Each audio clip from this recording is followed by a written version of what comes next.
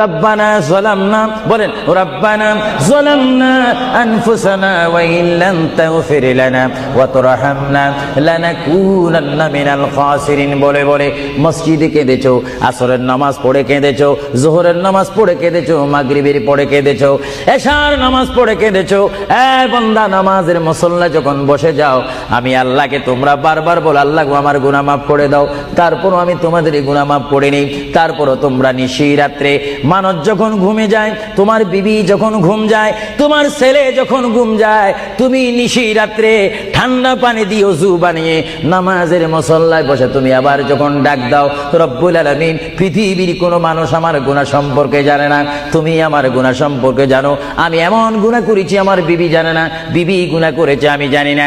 আল্লাহ তুমি সব কিচ্ছু জানো। হে আমার প্রভু, তুমি আমাকে মাফ করে দাও। আমার আল্লাহ বলে, তারপরও যদি তোমাদেরকে আমি মাফ না